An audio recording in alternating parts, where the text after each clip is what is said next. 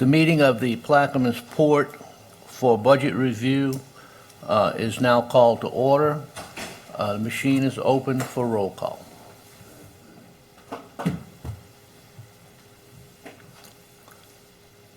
Let the record reflect that 8 commissioners are present. Mr. Konovich is absent at this time.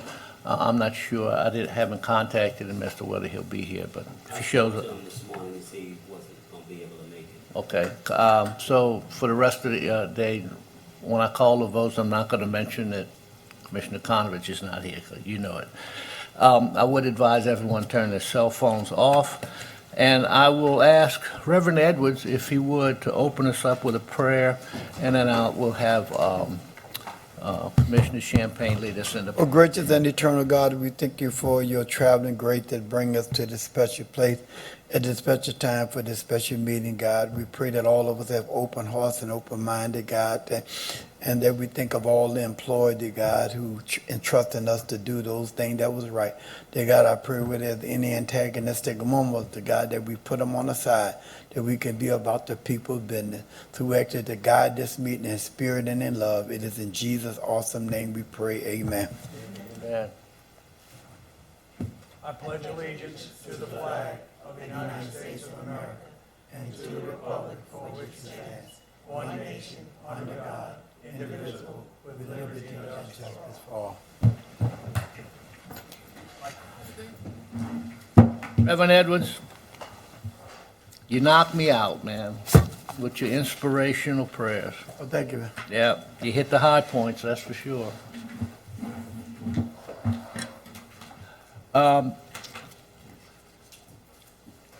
At this time, we'll go through the recommended agenda. You'll find that in your port book. It's on the very first page, and if you like, we'll just go to you to call. Do you have the agenda for the port?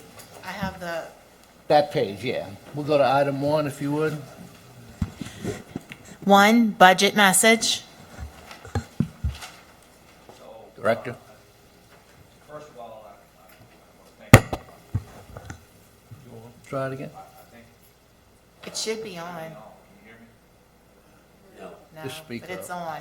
Okay, So, I'd like to, thank you guys for this opportunity to present our 24 budget. I think if you guys all remember, I actually joined the port after the budget, the budget review happened, but I was here when we adopted the budget in December of 22. So this is my first, budget review meeting here in the council, and I'm definitely excited to be here.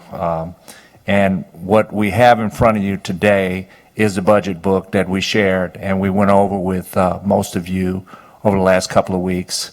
We'll talk about 3 amendments throughout the presentation that we're going to propose to add to the budget. And I just want to reiterate, that our budget is really a financial management tool, for the port to manage its month-to-month and accounting period business practices. So with that, what I'd like to do is just ask if there are any questions on the letter from the executive director. If not, I think we should just get started. Yeah, I'm not sure the public was privy to the budget book, but if any public comment, there's only, I know, you'll make your comments later, won't you? Yeah. Anyone from the table have any comments or questions for our director? If not, move to the next item, which is the detailed revenues and expenditures. Okay, so Want to do a summary first? we're going to do the summary first, but Ms. Brown is actually going to drive the presentation for the council as we can talk through each page.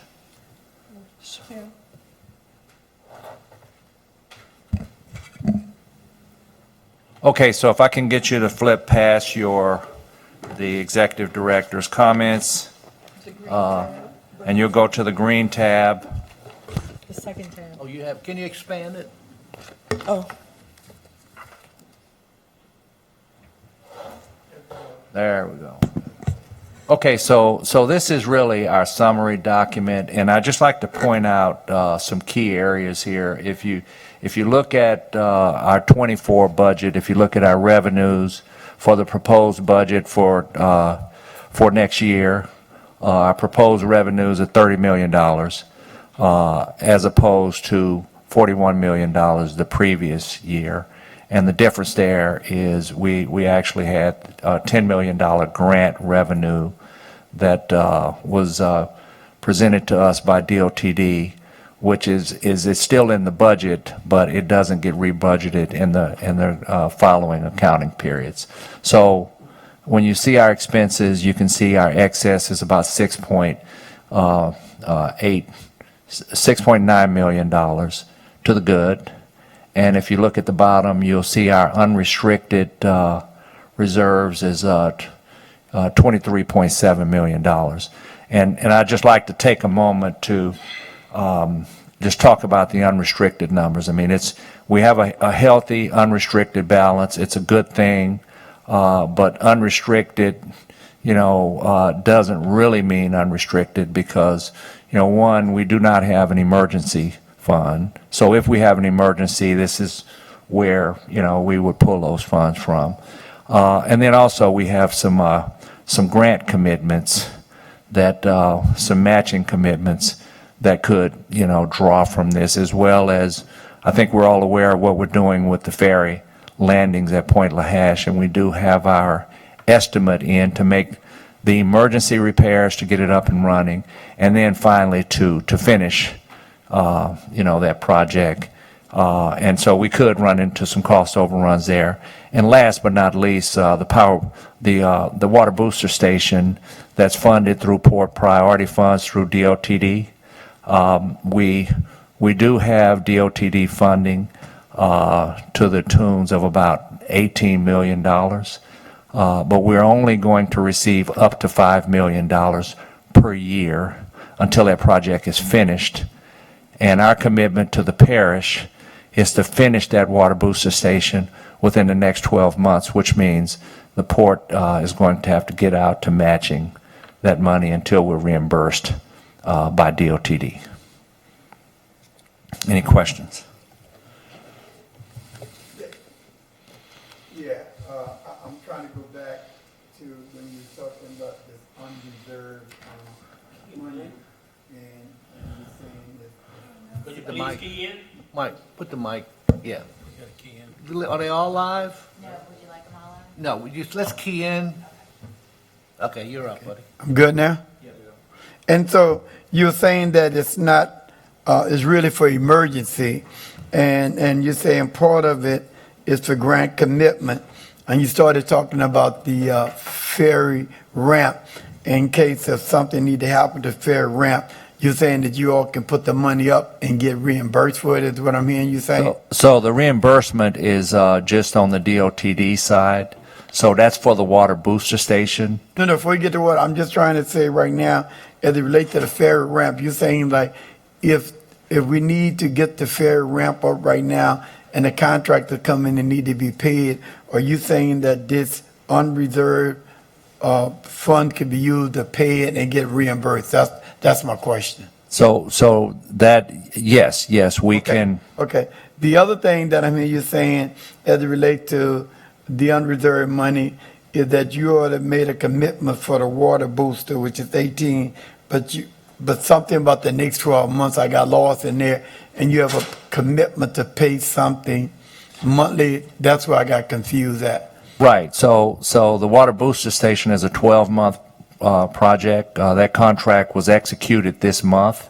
Our goal is to put the water booster station and about 16 or 17 miles of a 20-inch water line from Alliance to Port Sulphur. And our goal is to get that done under this Lemoyne contract within the next 12 months. So we would have to pay the full amount which is about $18 million plus a match for us. And so we'd have to pay that, and we will be reimbursed from DOTD in up to $5 million increments annually through port priority funding. And the purpose of the Water Booster project is No, to, I'm good at that.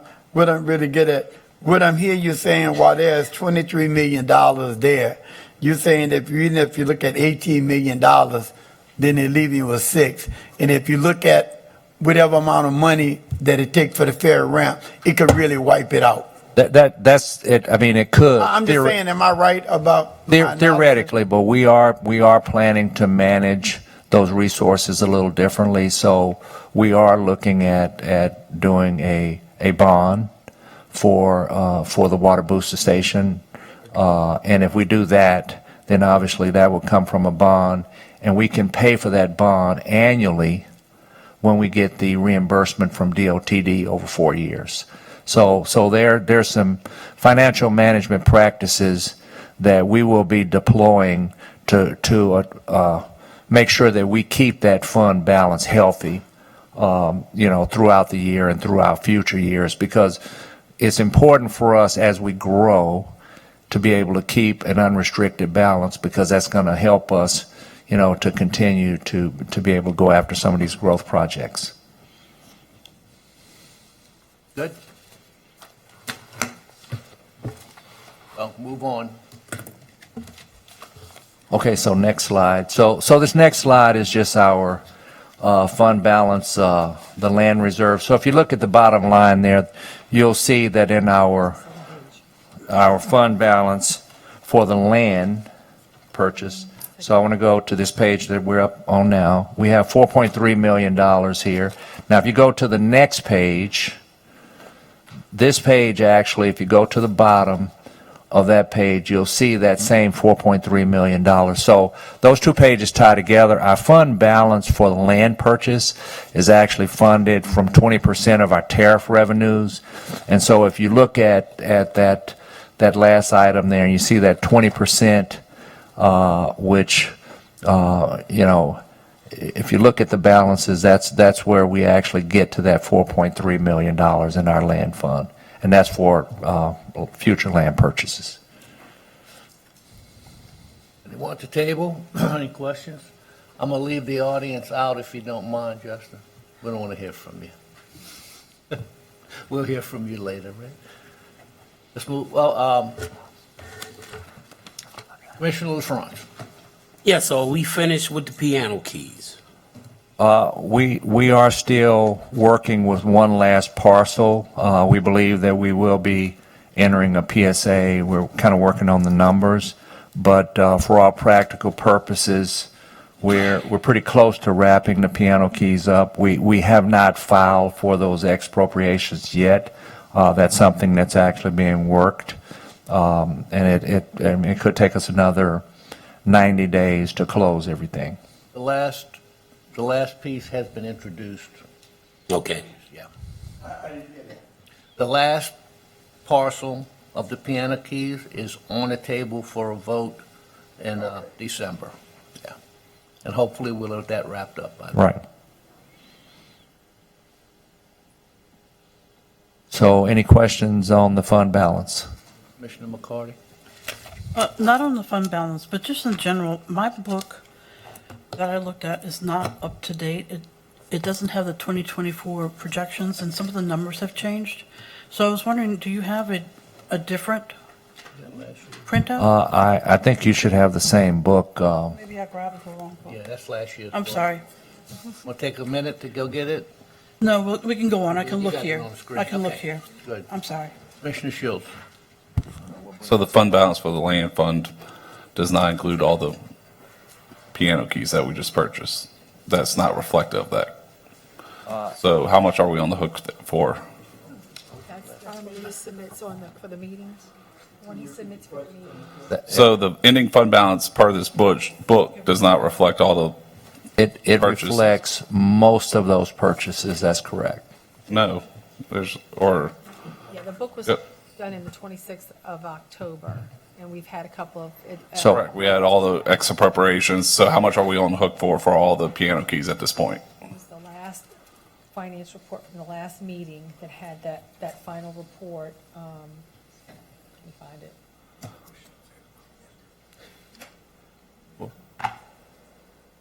Well, do you want to retract it and let him ask? Yeah, I'll let Mr. Newsom ask the same question.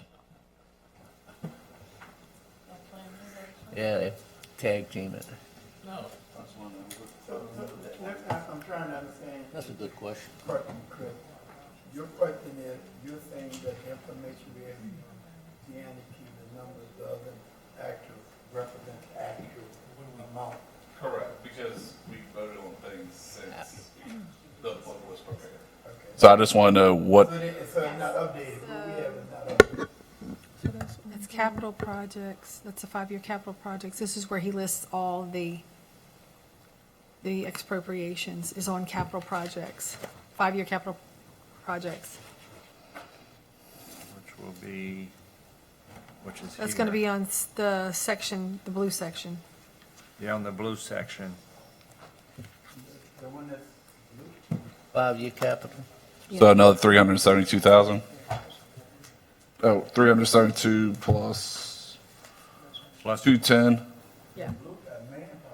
plus 117 plus, 441.6. what? 441.6 Yeah. was for lots 55 and 56.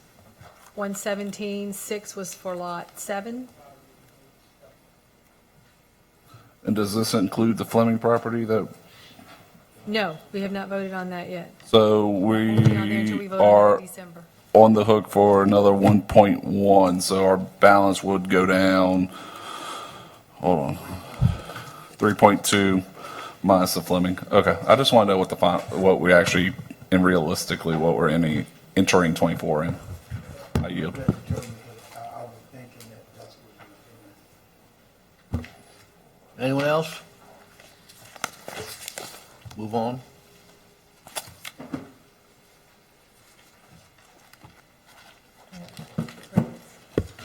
So the next slide is, this is our security grants that Mr. Brown works diligently on. And I think what's notable on this slide is what we have highlighted in yellow. If you add them all three together, that's our 25% match of about $1.6 million total. If we were to do all of those things, what I'll point out is that you'll see this grant funding actually goes back over the last, since 2020. And we are slowly working through those projects now. Mr. Brown, would you like to add anything to that? Yes. So with the Port Security Grant Program, it's more than just grants for us. Across the board for all Louisiana ports, especially the 5 deep water ports, this program allows us to be more operational as well as embrace technology. So it's pretty much essential for us to constantly apply and see what we need, because it's going to help us become more operational on our job with the boats on the river as well. And I sit on the Area Maritime Security Committee with the Coast Guard, and year after year, more and more funding is being poured into this, not just for the ports to embrace technology, but to help us be, as I keep reiterating, be more operational on the river, do more, be more proactive.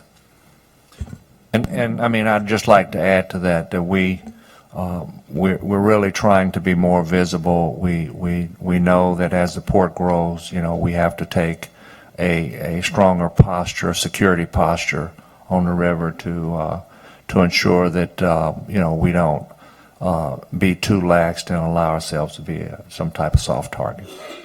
Can you update us? I know you go back to 2020. Are we going to be able to, or we have obtained those grants in 2020? We're in the process of obtaining those grants. Where are we standing? Yeah, we have all the grants on the board. We have. The only ones that's not in the budget yet are the ones we're proposing today for 2023 at the bottom. Thank you. So this is funding that we have on hand, and we're actually spending those funds on different activities as we go. Move on.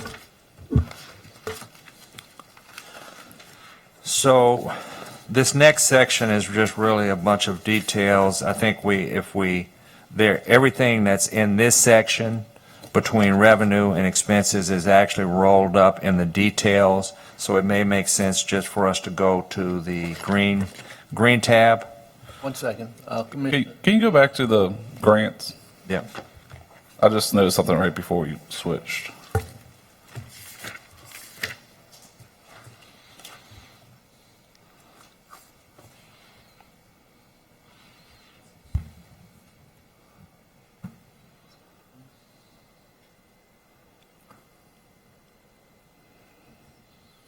Keep going.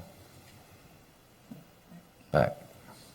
There. The last one, camera FLIR and camera system for port helicopter. What exactly is that? Well, I thought the FLIR we weren't doing based on when Captain Sawyer came earlier this year. So we were not doing that this year. So that was something that was planned in security grant funds.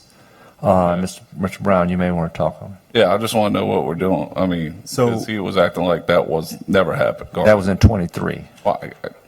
Right. So when Captain Sawyer came, we were talking about implementing that glass cockpit. This right here is an emphasis that was put across the board by the captain of the port for those ports who had helicopter assets to look into having a FLIR system added to our helicopters if we didn't have one, to give us not only thermal imaging and whatnot, but also for that live feed as well. Okay. All right. And again, it's through grant funding, and it's planned for next year, not this year. Yeah. So if we can move to the green tab.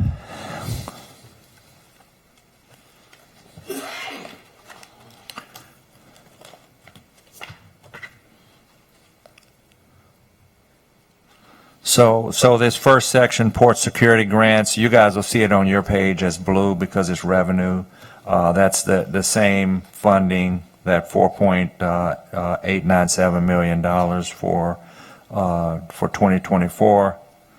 I think everything is pretty straightforward here. I would like to point out that we're forecasting under ferry tolls to reach about $250,000 in ferry tolls, as opposed to 200. I think it's saying 200,000. I think it was 203,000 last year. So Mr. Brown has been very diligent. 209. Okay. Yeah, I'm sorry, 209,376. So Mr. Brown has been very diligent in going and, putting extra management measures out. We actually have the cash boxes out now, we're doing, I think, a really good job of managing, a better job at managing the flows of cars on and off the ferry system.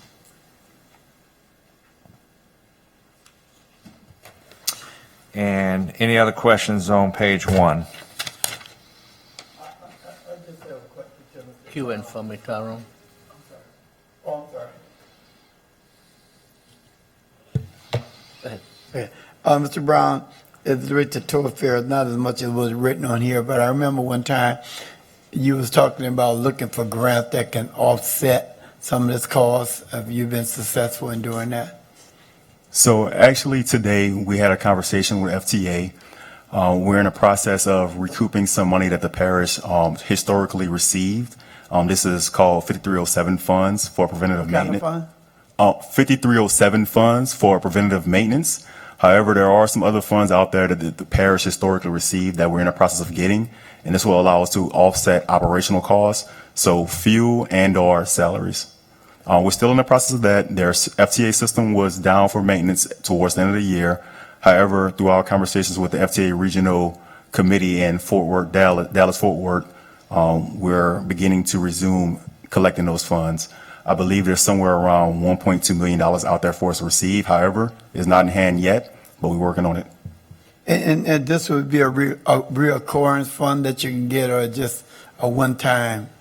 So the operational, the funds for operation/salary, that was a one-time fund. Not salary, as it relates to the fuel costs, because that's usually the biggest thing as it relates to the ferry. Would that be a recurring? So fuel, Yeah. Fuel, no. Fuel falls under operations. We tried to talk to FTA about trying to see if it could fall under preventative maintenance. However, it's an operational cost. So that's a one-time grant we could get from FTA. However, they're looking for other opportunities out there for us to offset, fuel costs or other operational costs. So Reverend Edwards, to respond, at a higher level, we are definitely looking for every opportunity that we can to offset our costs. We're probably going to still lose somewhere in the neighborhood of about $4 million this year on the ferry system as a whole. So to clarify, you mentioned about funds going to parish government for ferry operations. We have finally cleared all of that to where they're coming to us now, or there's something we have to go back and recoup? So it's clear to where it's being processed in our name now. It's just going back for the years like 2019, 2020, and getting FTA to give us that money that was sitting in the parish name originally. All right. Hold on. You? Commissioner Schultz. You want to ask your question? Go ahead, you got it. You got the same question? Probably. So you're saying that was sitting in the parish's name. Did the parish receive the money, or is it just sitting at the state waiting to be figured out? It is sitting at the state. Okay. It's in our name now. Okay, and we're just trying to clear up to actually get the money from. Okay, I Yes. just want to be clear that. Right. Put your button. Good? Not exactly. You have permission to ask. I'm good. Not exactly, but I'm good. Commissioner Adams. Do you know how much is setting? So far for 2018, we're wrapping up around $261,000 for the preventative maintenance, and we're trying to recoup 5 years. So far it's around 250 to 261. So as soon as we recoup those, it's around 1.2 million that we're hoping to receive from FTA. Okay. Right before. Okay. Okay, so the next page, you can see the interest income. Year to date, we've done very well, and this has just really been kind of a cash management initiative that we recognize that LAMPS from the beginning of 23 to date has gone from almost no interest to over 5% interest. So we've moved a significant amount of cash over into those higher interest paying accounts. So as a result, you can see when this report was run in 23, we've incurred about $395,500 in interest income. When you look at last year, this time, the interest rates were almost nothing. And then if I could just point to the bottom line here, when you look at the 24 proposed budget of $30 million and the previous year's budget, you will see that those numbers actually tie back to that summary page. All right. So we can move past page 1. Because there are no 24 actions, we have it here because there was something in 22.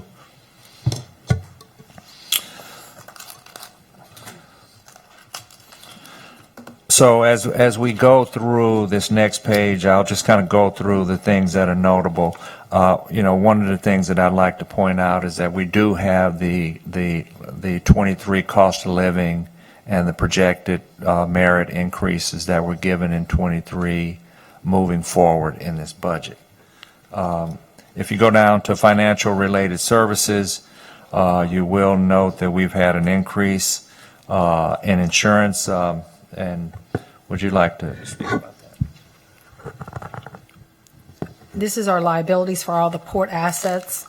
And it was a 10% increase on the fire, wind, and collision liabilities insurances.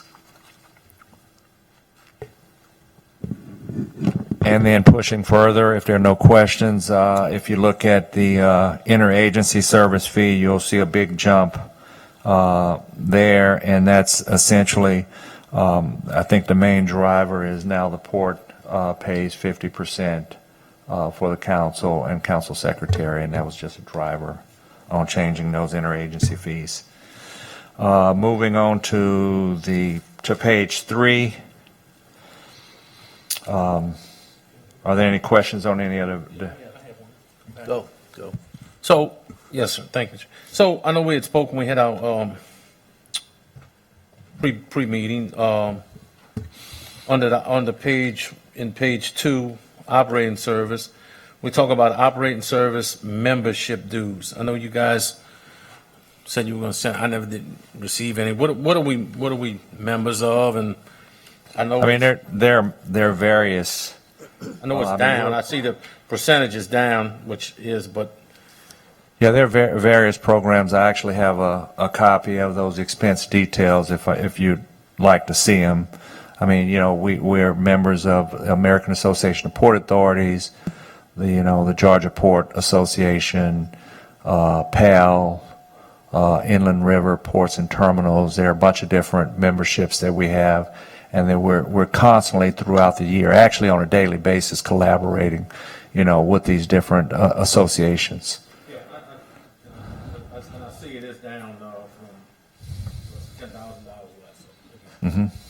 Being diligent with your phone. And I'd like to just point out there, Mr. Newsom, I think these associations are critical to our success, because what it allows for is it allows our professional team to participate with other professional teams from other ports, as well as, adjacent logistic type businesses. And, I mean, there's a lot of good that comes from the collaboration.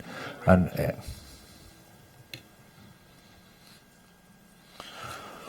okay, so moving to page 3, any questions? We'll just slowly go through this, and if there are any questions on any of the variances, please let us know. Ask again about one. I'm gonna ask again on page 3 about, and we talk about general, it's kind of professional service general. It's on page 3, 1, 2, 3, 4, 5, the 6th from the top. What is that? So, I know, and the reason I asked, it went up $42,000, so. yeah, it went up, and one of the things that's in there, you may remember, we actually finished our 21 and 22 audit this year. So we did have 2 audits that we paid for this year. That the ferry app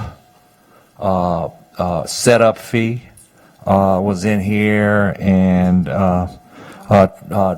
Tommy. So Tommy Surpass, which has been acting as our director of finance. So what you'll see is the numbers are up here, but the numbers are down on our payroll because we don't have a director of finance in that position. So that explains that variance. Yes, I am. Anyone else? Move on. Okay. Any other questions on page 3? Okay. Any questions on page 4?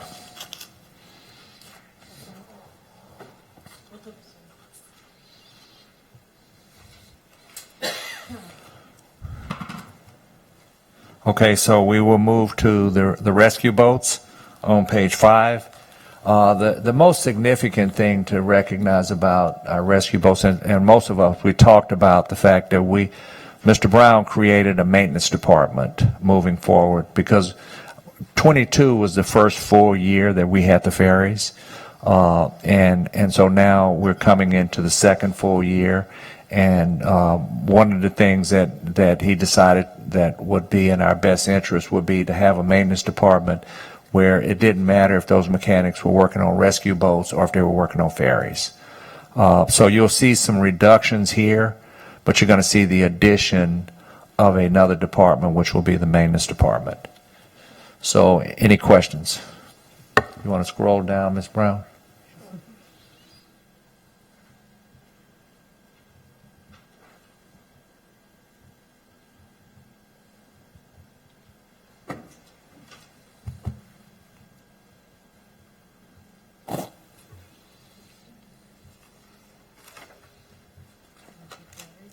So now we're on the ferries. Same scenario, you'll see some reductions in the ferries.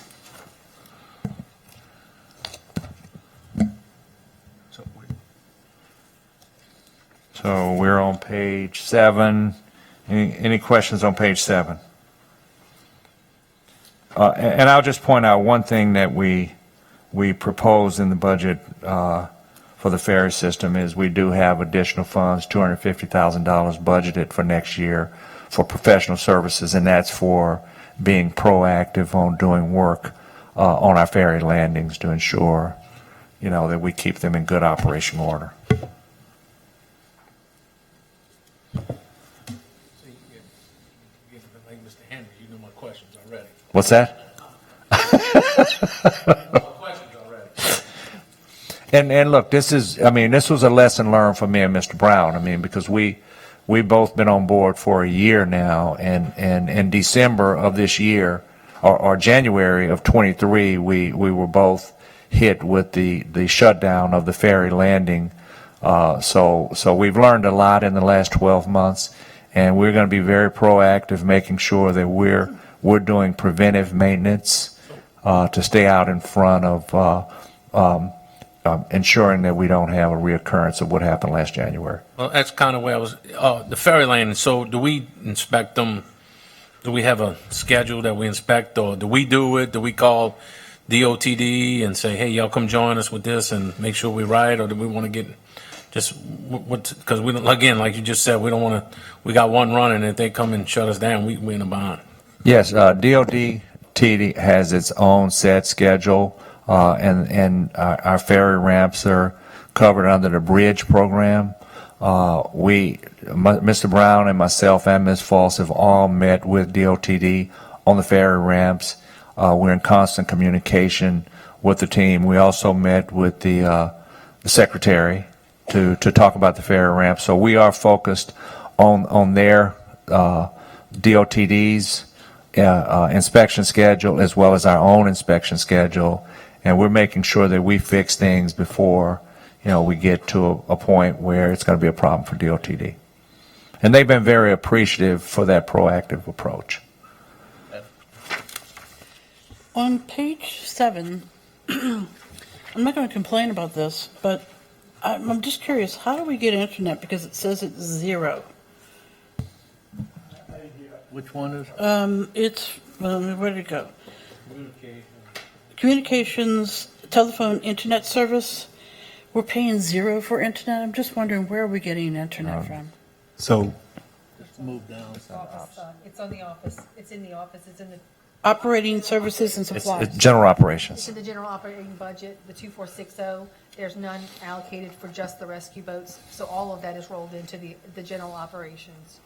Okay.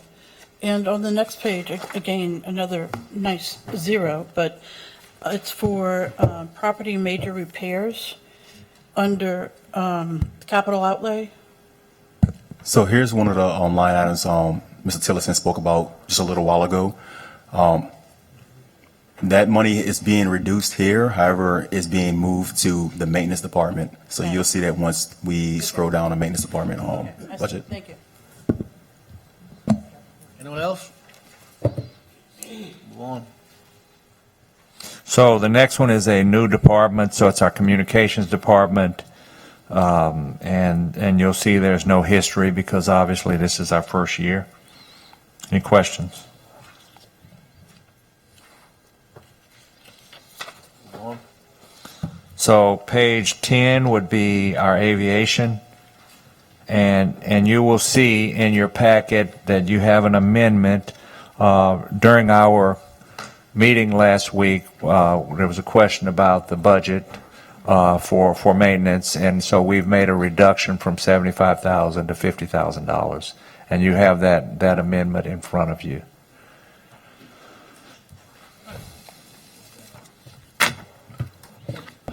Since you brought that up with the maintenance, I know we spoke at the meeting and Bridget.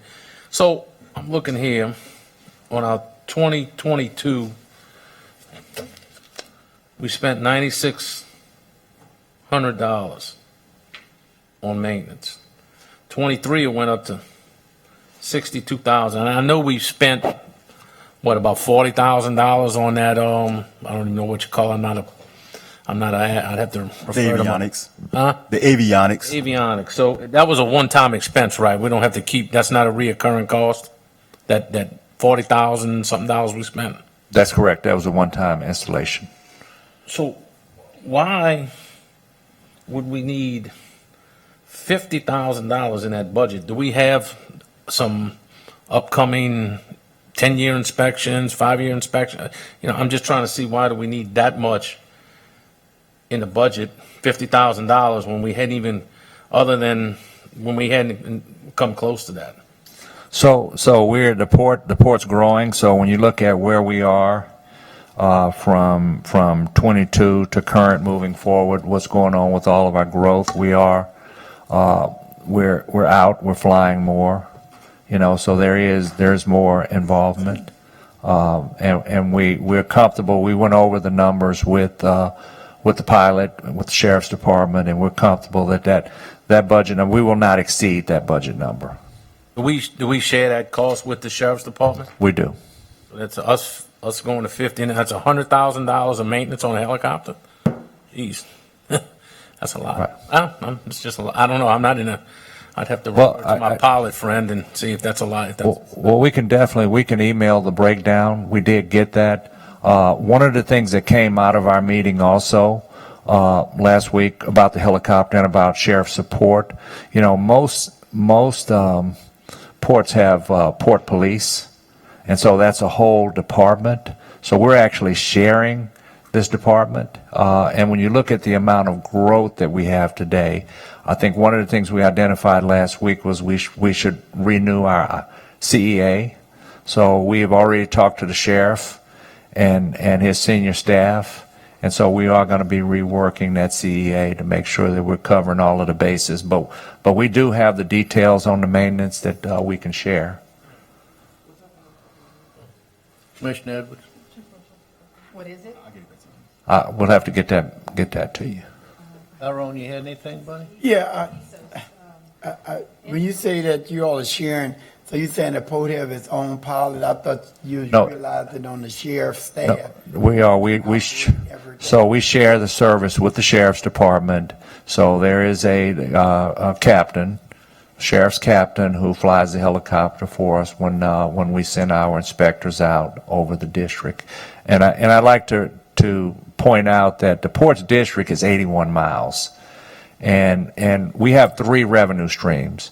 One is tariffs, one is leases, and one is grants. So we really talked a lot about the grants.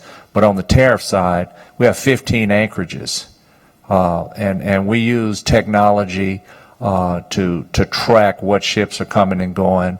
But we also send our inspectors out to inspect what's going on in the river as well. So that service that's provided by the sheriff's department, where we split the cost 50-50, is different today at the end of 2023 than it was in 2020, because there's just so much more activity here in the Port District. So it'd be safe to say that a boat is a hole in the water where you throw money, and a helicopter is a hole in the sky where you I think everybody can relate to that. There is a proposed amendment. Would anyone like to offer? It's a reduction of $25,000 in maintenance of helicopter. I'll offer, ask for a second. Second. Seconded by Ms. McCarty.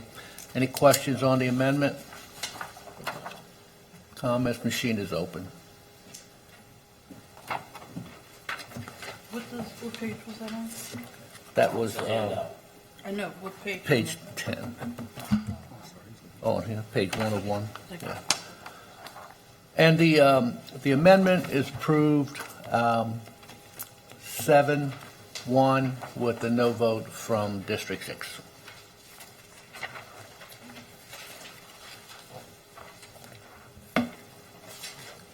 So that's recorded. Let's move on. Maintenance is next, Joe. Okay, maintenance department. So can you go to the next? Yeah, there we go. So this is that new department that we talked about, and when we get to the manpower table, we will point out, you know, what positions were moved from where, and then we added one position, so we'll point that out. But that is reflective in the salaries. And then, Ms. McCarthy, you can see on that capital outlay on the bottom line, we were zero under the ferries, and it is here on maintenance now. And again, this department is focused on, you know, maintenance of our facilities as well as the boats. Commissioner Edwards? You up?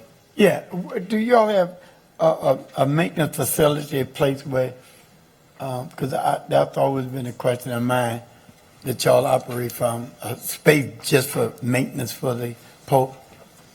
Where would that, and where is it at?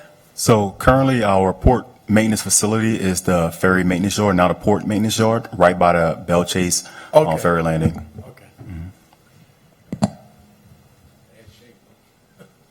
Yeah, it is. That's a very good point, Mr. Newsom, and what I will say is that we are focused on that with, under a project management agreement with Lanier to do some cleaning up and repairing. It's an embarrassment, and we're going to fix it. Move on. Okay, land acquisitions. Any questions?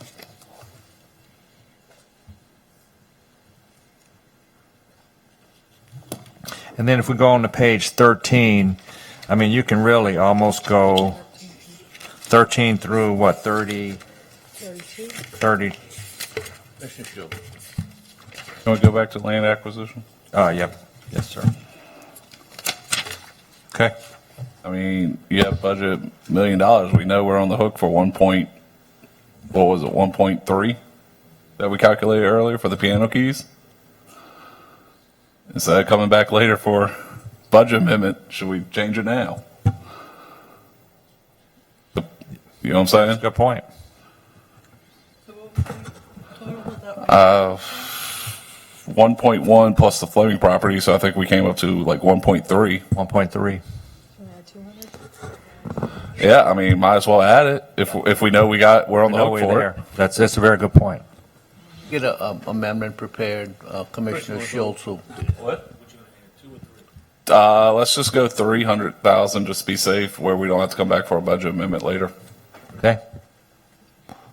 We'll do that right now. 1.455 will be the new number. Does everyone at the table want a copy, or can we just handle it from the administration table?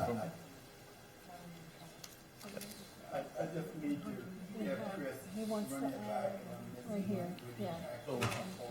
300,000 to line item 568. 110. Okay.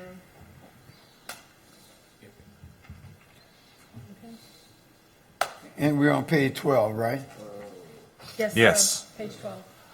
So earlier, when we were looking at the land fund balance, the piano keys have been voted on after this budget book was prepared. So if you go to the 5-year capital improvements and add up all the piano keys, it's 1.1 million, but we haven't voted on the Fleming property, which we're voting on in December. So with that, it's about 1.3. And right here, they only have budget for property acquisition for land of 1 million. So instead of coming back in 2 months and voting for amendment to, let's just do it now, be done with it. Okay. Erica, you ready? Ready? Commissioner Schultz has an amendment, as stated earlier. Looking for a second? Seconded by Commissioner Edwards, I think. Let me know when you're ready, and we'll call the question. Ready? Any more discussion on that?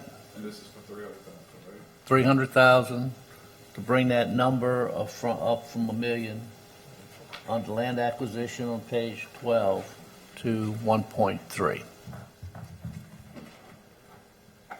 Got it? Put it on the bottom there.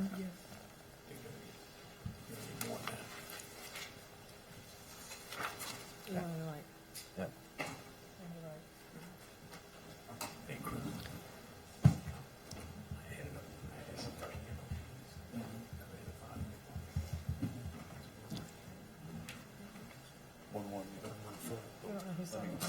Okay. Make us up.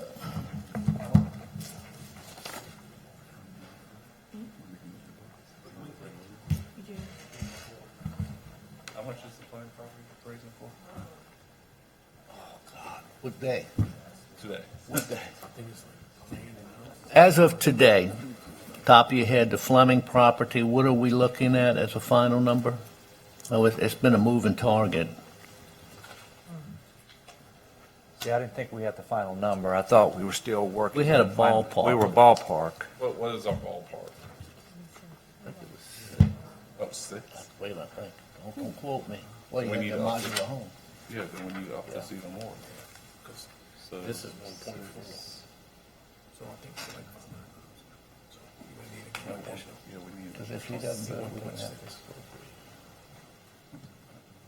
That ain't gonna always come back. Just keep that and make the adjustments on that and just get the piece.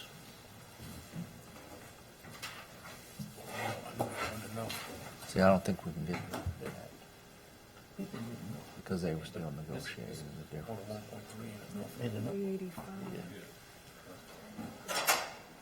One was for the land and one was for the trailer. That's what. This is for the.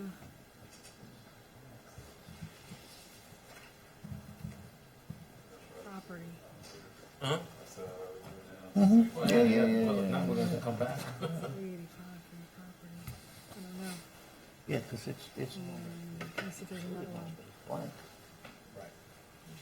So is it possible that we move on, we come back to Let me- this, let and me- what we'll do is we're going to have somebody call and If confirm? we vote on that piece of property before the end of the year, would it still be in the 2024 budget, or would it go in the 20? Because it's up for a vote next month, It will be in the 23, 23 budget, if we passed it. if we pass it. Yeah. Yeah, so if we put it in, it's just an insurance policy in case we don't pass it on On December. in December. So make your amendment, and we'll just put it in. You got that number yet? Fleming? Double check. I think it's six. It was still, by the time we process that thing, it's gonna be 24 no matter what. Yeah, but that's the process.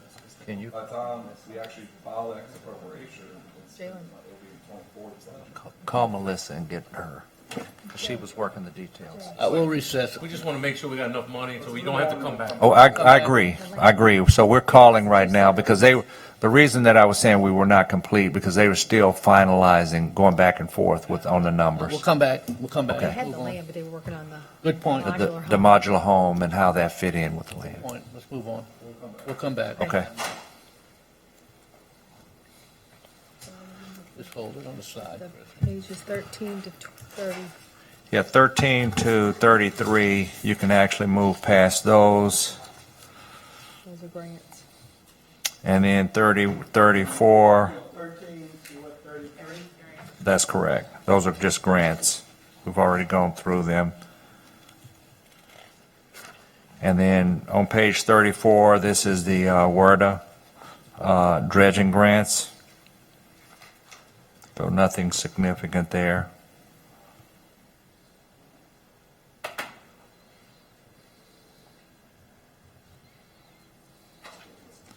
And then if we can go move to page, can you bring 35? 34 up on your screen there? That's Florida. That's not 34 there. Yeah, it is. That is 34. No, it's not. Yeah. Keep going. Right there. Port energy dredging, okay. Any questions? All right. Next page. So the next page is just our general financials.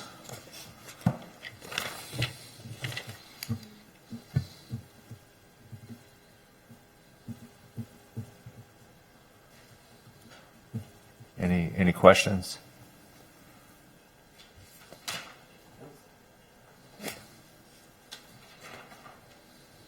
Go ahead, Chris. What's the compensated absences increase? Is it 50,000? Oh, no, never mind. I'm right. Never mind. Disregard.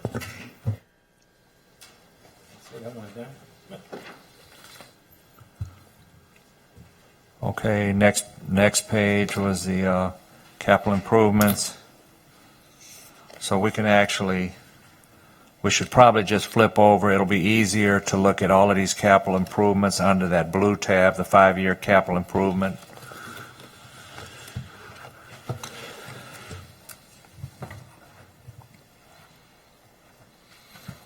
So you can see, I mean, we have a culvert replacement that, you know, we may do some more with that. We're looking into that now. B3 location, that's the relocation of port ship services from one location to another location. And we do know that that amount is going to go up. We don't know what it's going to be at this point because we've had to put the project on hold because of trying to finalize the piano key transition. So we're almost there now, and we'll be ready to take the next steps probably within the next 2 or 3 months here on B3. So help me out here. I see and it may be a simple explanation, but I see that the expropriations are in this. Would the final piece of piano key property, the Fleming property? The Fleming is not here. It's not here yet. It will be added. Wait, but we're talking about adding it to the Port Land Fund budget. Should we do that, or should we put it in capital improvement, like we're doing the others? So this is the breakdown. Okay, got it. So we just got on the Fleming property, which is for 459. 404. 404. Okay, so where should we put that money, in the land acquisition or in this capital Land improvement? acquisition. Or is he moving all those to capital outlay? Moving to capital outlay. Would you agree, Chris? Moving to capital outlay. That's where the other ones are. That's where the other ones are now. So instead of 300,000, that should have been 459, 404. And I have the breakdown.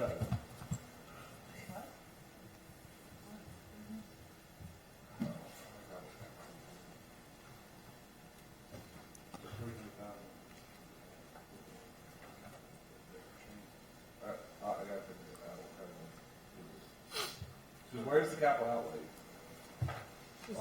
She's preparing an amendment for capital outlay. Where is the capital But outlay? where is it? What How do we pay for these capital outlays? budget? Because all your capital outlay So it goes, is zero right now for 24 budget. In 23, the actual is zero. So that's why I'm trying to figure out how y'all have it accounted for us. Because if you go to page 41, let's just say, no, there's, go to page 41, land appropriation lot 54. You have budget of 372, actual is zero, 24 budget is zero. So I'm trying to figure out how y'all accounting for it. I get that it's showing up in capital improvement, but where is it budgeted to actually spend the money? so on page 12, under land acquisition. Okay, so if that's the case, then we need to increase that budget to 1.7. Right. Yes, so this amendment should be 700,000, not. Right. Okay, that's Right. what I'm making sure. Okay, Right. so I make an amendment to increase the land acquisition budget, property acquisition land by increasing by 700,000. A second. That's why I just want to make sure Making the correction I'm on following that. your accounting correctly. Making a correction on that one, so you don't need to do another one. Yeah, just cross it out. You get where I'm. Yep. I just had to try to follow paper trail. I got you. Gotcha. All right, so it's been offered and seconded. Any other questions about that from the table? Machine is open.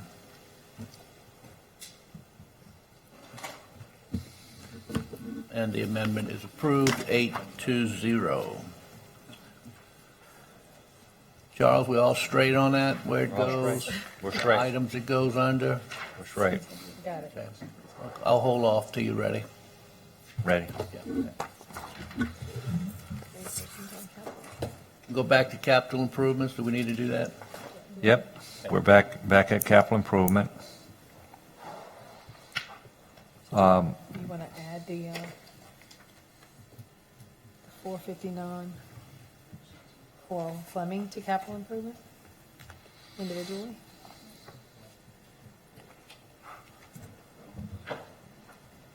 So do we need to, so Chris, when you're looking at capital improvement, do we need to add that 459 to that line item? Like it's all broken. On our land acquisition. Okay. Okay. Okay, okay, so let's do, Well, What year are you going to show it? that's right. be under That's- 20. Well, but if we approve it in 23, that's Approve it my in question 23. from earlier. We authorized the payment in 23's budget if we do it next month. So should that money be in the 23 budget, which it already is? But the problem is, when is it gonna be processed, all this stuff actually? In 24, But And you can get an encumbrance from 23, you may not pay it till 24. So if I, you can, yeah, I mean, you can do it either way. All right, listen, we'll leave it alone, and if we have to make a shift somewhere got it. and move the money around, we'll have a budget amendment to do that. Technically for 23. Yeah, and if you pick, But we're not gonna right. probably get through. But if it has to go in 23, then the 24 budget will just have a little more money in it. Got it. All right. Everyone at the table okay now? We can move on? Go ahead, Charles. Okay, so we talked about the B3 relocation, then we have the water booster station here, and probably the biggest, the biggest item on here is our master plan. So we are budgeting $440,000. That includes rebranding.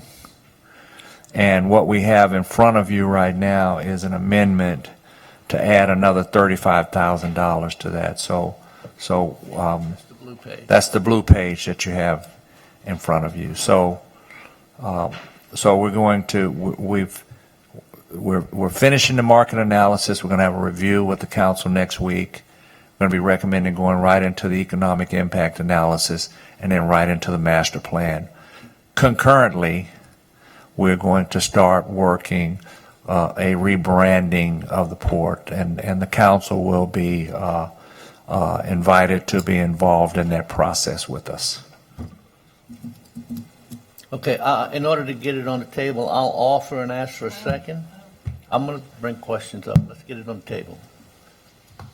Second, anyone? Second. Second from Commissioner Champagne. Okay, machine is open. Patty? Okay, so we're including $35,000 for the rebranding. In That's, addition, To the, how much do you think we're going to allocate toward, so the 300,000 will be master plan, okay, and then 175,000 will be for the rebranding. yes.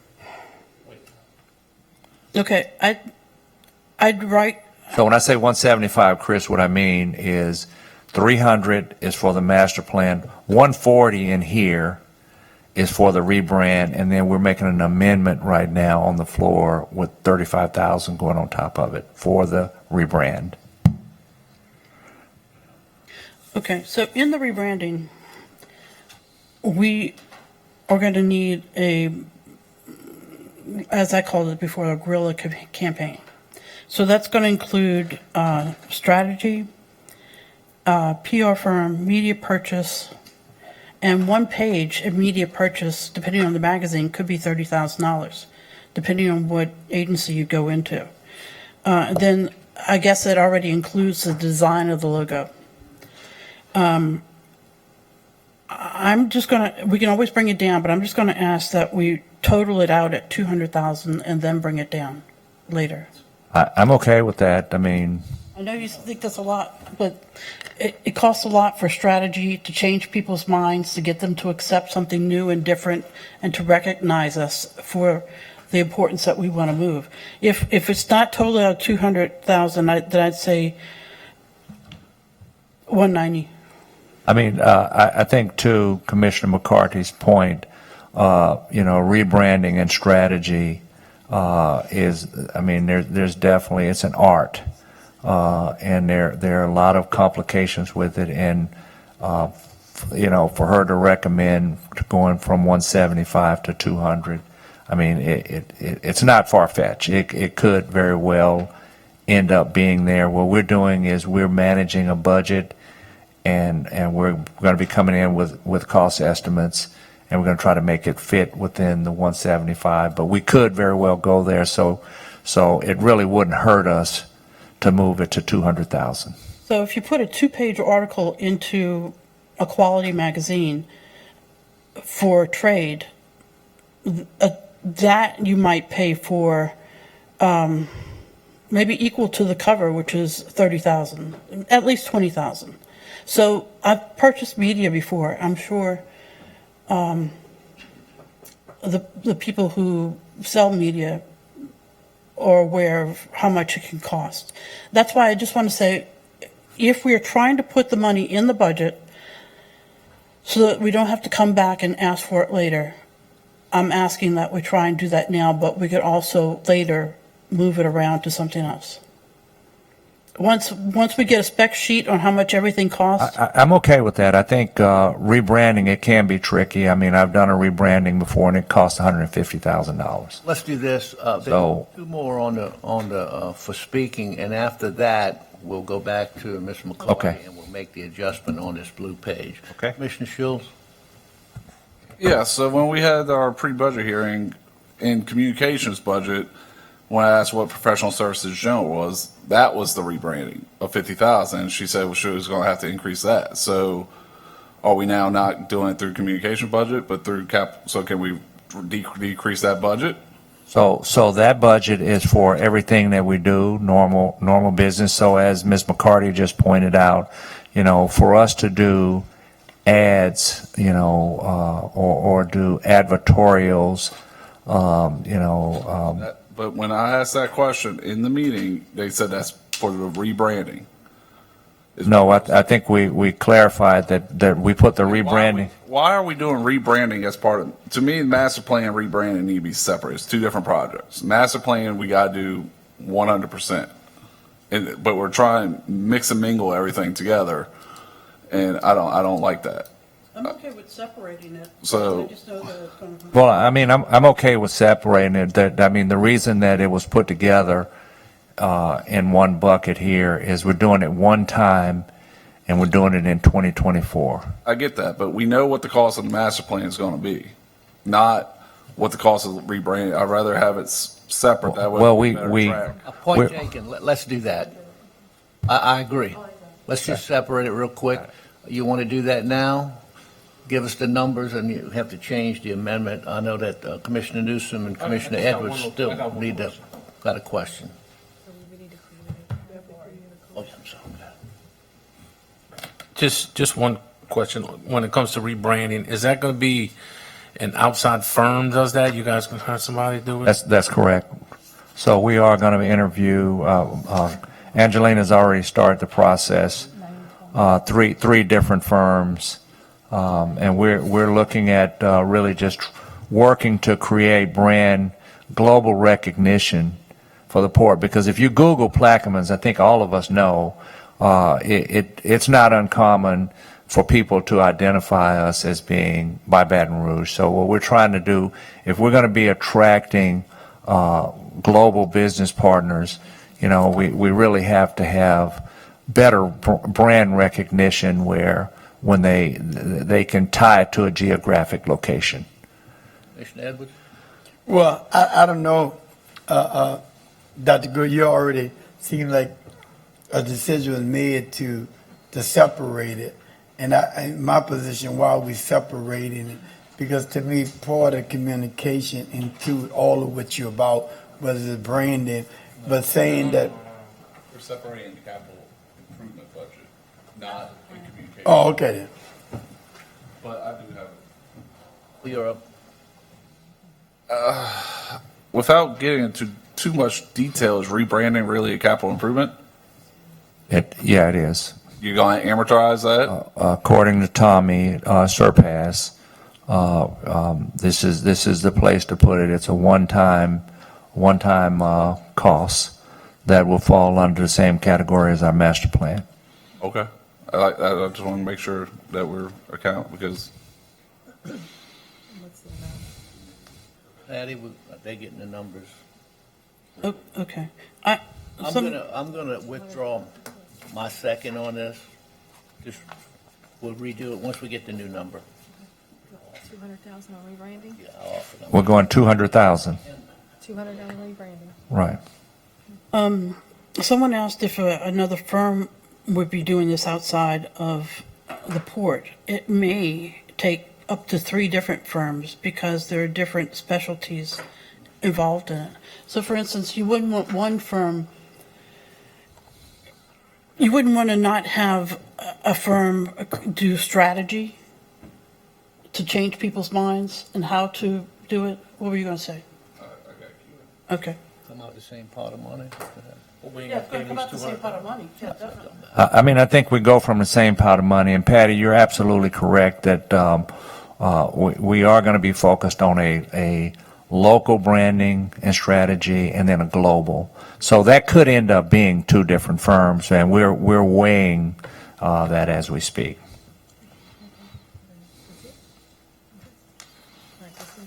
I don't disagree with you.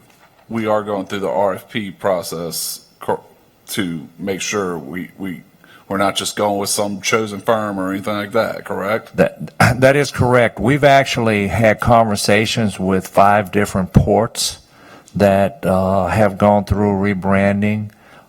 We've talked specifically about some of the lessons learned. I think at this moment right now, Angelina is talking to, I know it's at least 2 firms, but I think it's 3. Okay. 3 different firms. I just want to make sure, since this is going to be a capital improvement, that we go through the formal state law requirements and all that. So, what that entails, whether it's 1 firm, 2 firms, 3 firms, whatever, that it works out to that. But I just want to make sure we have to follow, not bid law, but basically follow the law. Okay? Don't we have to do another one for 300?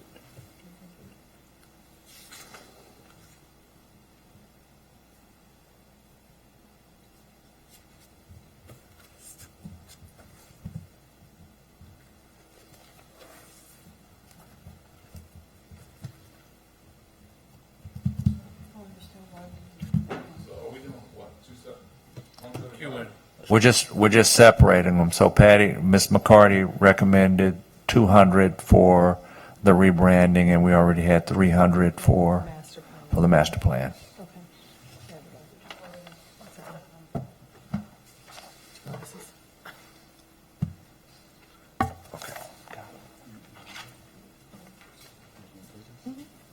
One for,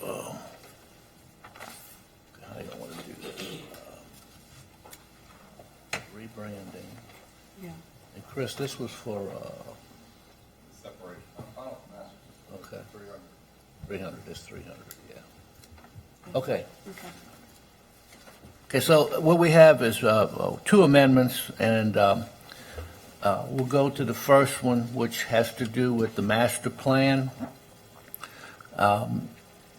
There was a new total there of, it was an old total that was 575,000. We're reducing that by 275,000. So the new number for the master plan is 300,000. We did that because we took some of the process out, and we're going to put that in the next amendment. Questions from anyone? No, you good? Okay. So I will offer, Mr. Champagne, you still second? Yeah. This is second. just for the master plan, correct? This is for the the master plan, that's correct. It's reduced from, Can you update it on the screen here? It's the PDF. it's reduced from 575 to 300.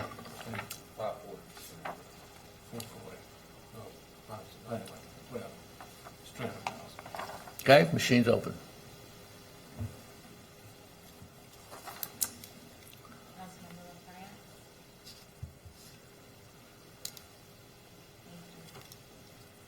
The amendment is approved 8-0. All right.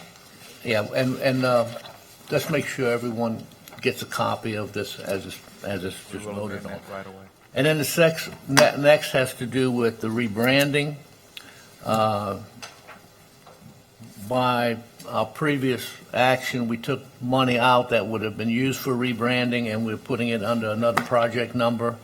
So the amendment is to increase that, which was 0, to 200,000. I'll offer. Seconded by McCarty. Any questions? Chris, good? Yeah, I still prefer to keep it at the 175 or 30, 175 because y'all came in prepared for 135 or 175. Y'all did the research instead of just giving free leeway right now. If we, after RFPs come back and we need to increase it, we can always do it at that time. But they came in asking, we're just saying, oh, here's more money to spend without actually doing any research. I yield. McCarty? The reason I'm suggesting this is because I have some, at least academic background in this, and there's a strategist over at Xavier University that I recommended to Angelina that could help us put together a plan. Plus, I know that the logo branding would be one firm, and perhaps the actual purchasing of media might be another firm. And so I'm just speaking from my personal experience. I also used to have a press entity that was a member of the Louisiana Press Association. I've purchased media before. I'm just speaking on a high level of personal experience from a long time ago. Commissioner Shields? I get that, but at the same time, I have to trust our administration. They came in only asking for basically to 175 based on the research they did so far. And again, I'm not opposed to, after quotes come back, if we have to increase it then, but they came in asking for one number and we're just saying, let's up it based on our experience. That's like me saying, well, we're paying too much for an audit, so let's change auditors in the middle of doing nothing. I mean, we have to trust, they came in asking for one number and we're giving them a different number. Do you know? Let's wrap it up. Okay. Do you know whether or not Ms. Vicknair has had a chance to assess all the prices for everything, or did she go with what she had at the moment? So she's had a chance to assess at a high level, but what we haven't done yet is had our face-to-face meetings, which the first one was actually scheduled to start the week after next, and we're actually trying to pull that forward. So I think the most important thing about the face-to-face meetings is one thing to talk about what we're looking for, but another thing to sit down face-to-face and identify what all of our challenges are. So to say $200,000 in a budget, I would say that it's possible that it could go up to $200,000. Our plan, Commissioner Schultz, was if we went from 175 to 200, we were just going to have to come back and ask for it. But to rebrand, it's a very strategic and tedious process, and it's important that you do it with the right firms. I've done it before. I've seen other entities rebrand and they just change their colors, they change their logo, and they get no new market positioning. What we're focused on is rebranding to reposition us in the market where we're recognized, geographically on a global basis. We don't have that today. And it's important if we're going to chase the growth opportunities in front of us that global beneficial cargo owners understand where we're at and what our value proposition is. And that just takes a lot of work. It's not cheap to go through that process. Commissioner Jurisic. After listening to this, I gotta tell you, I'm not in the business to give money away either. And once you start putting so much in a budget, I don't want it to be in somebody's head, well, I'm gonna spend all of this because I got it in my budget. I think you need to earn your way to increase this budget. And that's the way I feel about this, and at that I yield. Anyone else?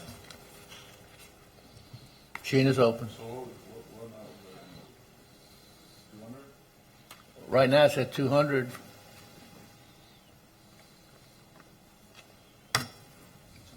Anyone have any thoughts? Because it's time to vote.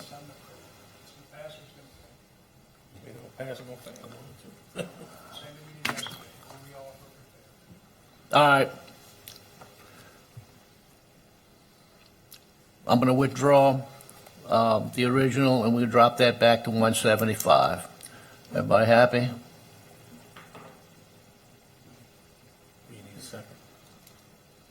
I pulled it off, and I'll get a second. You can second? Yeah, McCarty, Ms. McCarty seconded. Yeah. Okay, machine is open.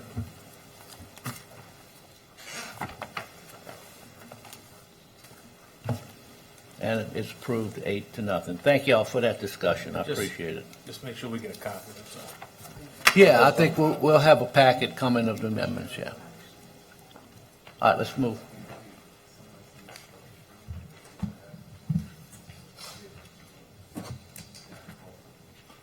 Okay, so moving to the next session, our manpower table.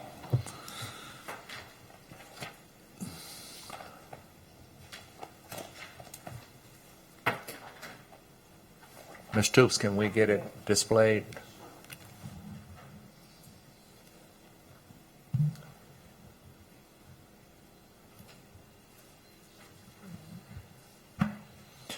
Okay, so on our manpower table, we do have one amendment that we provided that we'd like to add here, and that's adding a human resources manager to the manpower table. And the reason that we would like to add a human resources manager is today we have two people, our director of administration and our human resources supervisor managing the function.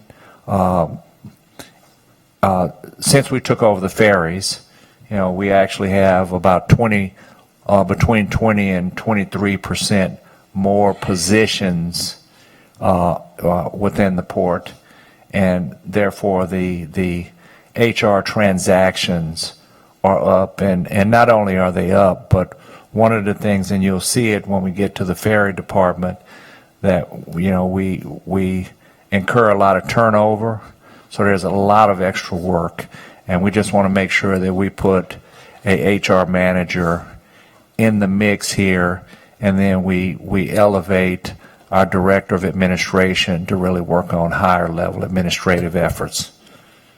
And that amendment is in front of you now. Okay, I'll go ahead and offer and ask for a second, and we can further the discussion. Gouy and Champagne. Commissioner Edwards. Yes, I was talking to Charles earlier because I thought we had a person in human resources. From my understanding, that the title they give the person was basically because they had to do it for civil service, and it doesn't meet the requirement. I'm just wondering about that. This is somebody in-house you're going to promote, or you talking about going outside? So we would go outside. It would be a classified position, and that position would report to the Director of Administration and would be over the HR supervisor. And so the person that was hired in the position earlier, would that person's position title be changed now that you're bringing in this position of human resource? No, manager? that human resource supervisor position is a support position. What we're looking for in a human resource manager is somebody that's seasoned, that has, a decade or so of experience in managing human resources. I think our challenge that we're faced with today with adding the ferries to what we do, it adds just a whole different level of complexity as well as numbers of transactions. So we work diligently to be accurate in all of our HR processes, and I think we're there, but we're really strained, and we're planning to continue to grow. So this is a growth position that's necessary.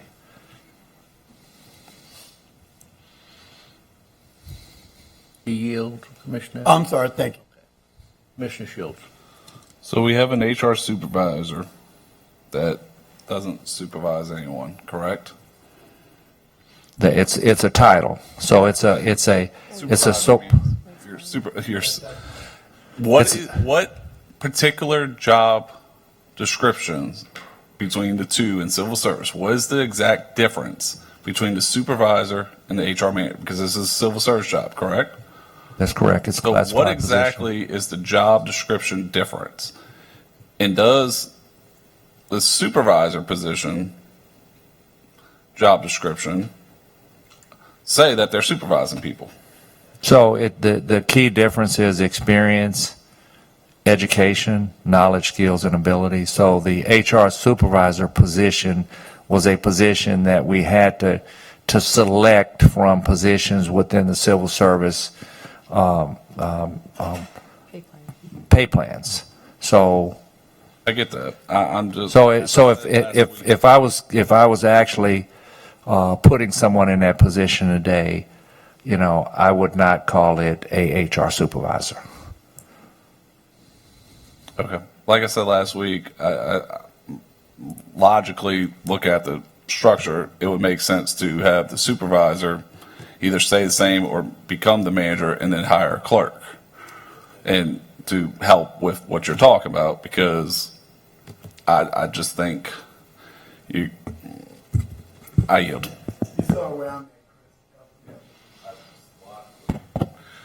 Thank you. So you say this human resource, why does it have to be classified? The HR manager? HR, yes, the human resource manager. I mean, because it would report to a classified position, and it would be, its own. Right. Okay, that's my. Good. Anyone else? Sheen is open.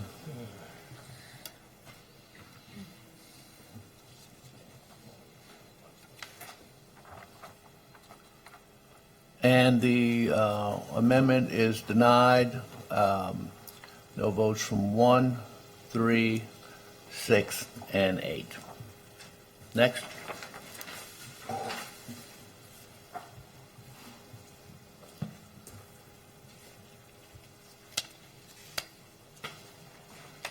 So the next, go ahead and go to the next slide. So these are our rescue boats. And I'd like to just point out the blue is a new position. Green was moved. And orange is a vacant position. No changes.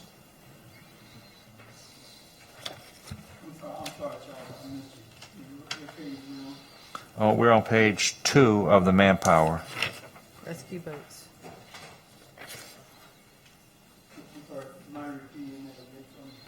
So the orange is vacant positions, the green That position was moved from one department to another, and the blue was a new position.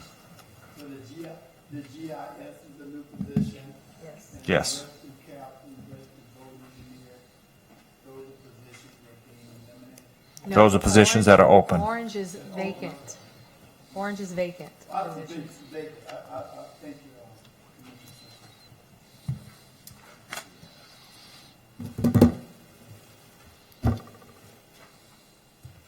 Any questions, other questions? Move on.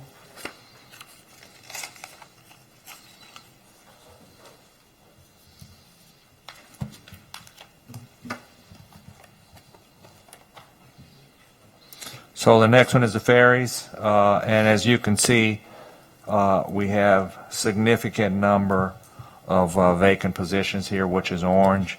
What I will say is what you see here is the reason for our increased HR function. And what I will also point out here is that this book was printed the end of October, and I think there's at least one or two changes in here since then. So the ferries continue to be a challenge with attracting, and retaining personnel. I think the pay increases will definitely help us, but this is a challenging area for the port. Got it.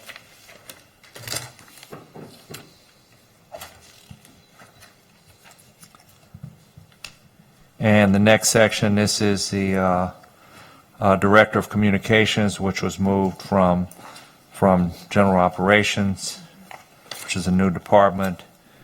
And then the final page, this is that Maintenance Department. So you can see the green, all of those positions were moved, and the blue is actually a new position. Are you guys advertising for that? Not until you approve it.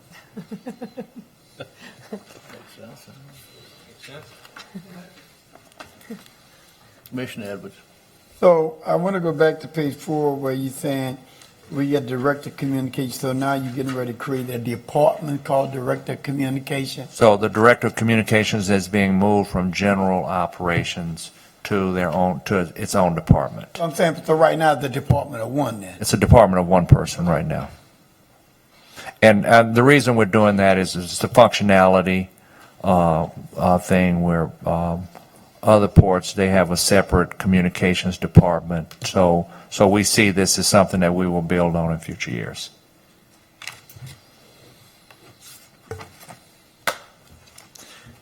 Move on.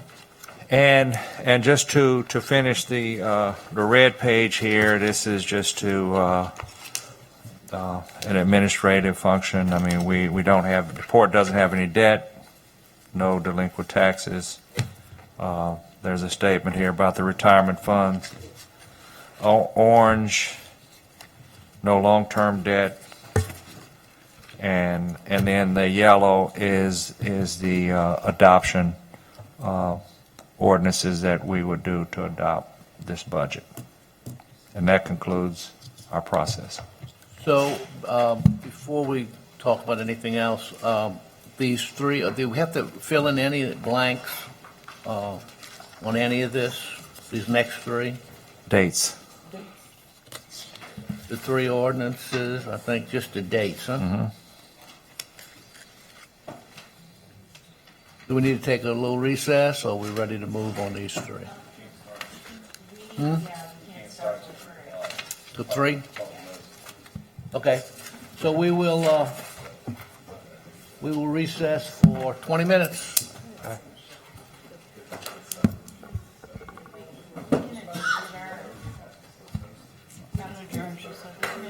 We can adjourn this and we'll come back. Okay, listen, everyone, we can adjourn now and we'll come back for the meeting at 3, which will be the adoption. Yeah. So I move for an adjournment. Motion to adjourn. Seconded by everybody. That will be Newsom and McCarty. Machine is open for adjournment.